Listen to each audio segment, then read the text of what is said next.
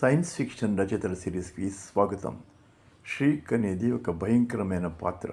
ఇది సృష్టించిన don Simons హైపరియాన్ అనే నవల రాశాడు. నమస్తే.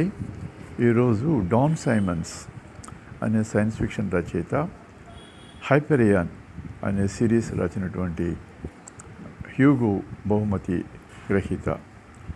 ఇతని గురించి కొంచెం తెలుసుకుందాం. 1990లో ఇతనికి హైపరియాన్ నవలతో సైన్స్ ఫిక్షన్ ప్రపంచంలో బాగా గుర్తొచ్చింది.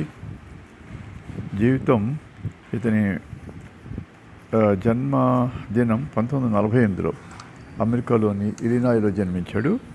ఉపాధ్యాయ వృత్తిలో దాదాపు 18 సంవత్సరాలు పనిచేసిన తర్వాత పూర్తికాలం రచయితగా మారాడు. 1980లో చిన్న కథలతో మొదలుపెట్టి 1989లో హైపరియాన్ నవలతో సైన్స్ ఫిక్షన్ ప్రపంచంలో పెద్ద పేరు సంపాదించుకున్నాడు. అంటే వీళ్ళందరూ ఆధునిక సైన్స్ ఫిక్షన్ రచయితలు. 1990తో మొదలుపెట్టి 2025 దాకా చాలామందికి సైన్స్ ఫిక్షన్ రచనల్లో హ్యూగో అవార్డు, నెబులా అవార్డులు వచ్చినాయి. కానీ చాలామందికి ఇతనికి వచ్చినంత పేరు రాలేదు. డాన్ సైమన్స్ హైపరియాన్ సిరీస్కి మాత్రం చాలా పేరు వచ్చింది. ఇది ఏంటో తెలుసుకుందాం.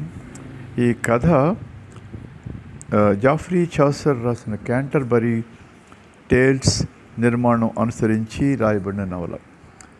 అంటే వివిధ రకాలైన పాత్రలు వాళ్ళ కథలు వాళ్ళ కోణాల్లో చెప్తుంటారనమాట. ఈ కథ భవిష్యత్తులో జరుగుతుంది. మానవాళి అనేక గ్రహాలకు విస్తరించిన కాలం. హైపరియాన్ అనే గ్రహానికి 7 యాత్రికులు ప్రయాణిస్తారు. ఈ హైపరియాన్ గ్రహంలో టైమ్ టూమ్స్ అనే రహస్యమైన నిర్మాణాలు ఉంటాయి. వాటికి కాపలాగా ష్రీక్ అనే ఒక భయంకరమైన జీవి ఉంటుంది. ప్రతి యాత్రికుడు వారి సొంత కథని చెప్తూ వారి గతం, భయాలు, హైపరియాన్తో సంబంధాన్ని వెల్లడిస్తారు. దీంట్లో ష్రీక్ పాత్ర చాలా అద్భుతమైన పాత్ర అంటారు. అలాగే 7 పాత్రలు కూడా చాలా వివిధ రకాల నేపథ్యం నుంచి ఇతను చిత్రించాడు. ష్రీక్ 3 మీటర్ల ఎత్తు ఉంటుంది. ఒళ్ళంతా ముళ్ళుంటాయి. చేతులు క్లాస్ లాగా ఉంటాయి. ఇది గాడ్ ఆఫ్ డెత్ అని ఆరాధిస్తుంటారు. భూమి నుంచి వచ్చిన పిల్గ్రిమ్స్ ఈ టైమ్ టూమ్స్ దగ్గరికి వెళ్ళి ఈ ష్రీక్తో మాట్లాడి కోరికలు తీర్చుకుంటుంటారు. హైపరియాన్ గురించి క్లుప్తంగా చెప్పాను. దీంట్లో ఈ విధంగా 7 పిల్గ్రిమ్స్ భూమి నుంచి హైపరియాన్కి వెళ్తారు. భవిష్యత్తులో ఈ ష్రీక్ అనేటువంటి క్రీచర్ ఉంటుంది. ఇది చాలా భయంకరమైన క్రీచరు. మనకి లార్డ్ ఆఫ్ ది రింగ్స్లో గోలం పాత్రలాగా ఈ ష్రీక్ పాత్ర ఒక చాలా ప్రసిద్ధమైనది. ఈ హైపరియాన్ మొదటి భాగానికి హ్యూగో అవార్డు వచ్చింది. దీని తర్వాత ఆయన దానికి సీక్వెల్స్ ఎండెమియాన్ అని ఇంకా రాశారు.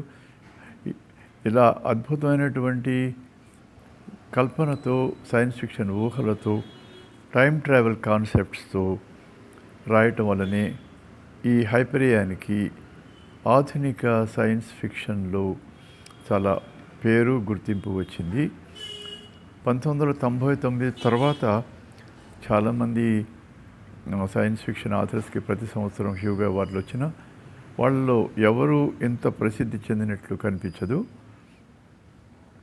2025లో ది టైంటెడ్ కప్ అనే ఒక నవలకి ఆ ప్రైజ్ వచ్చింది.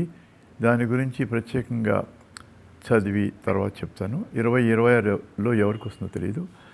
ఇప్పుడు ఈ హైపరియాన్ కథ గురించి, డాన్ సైమన్స్ గురించి కొంతవరకు అవగాహన కలిగించాలనుకుంటున్నాను.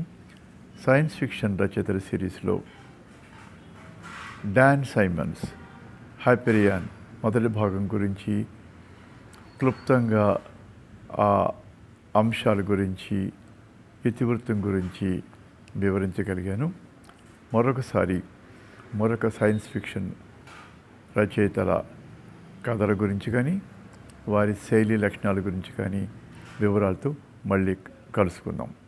సైన్స్ ఫిక్షన్ రచయితల సిరీస్లో డాక్టర్ మధు చిత్తూరు. నమస్తే.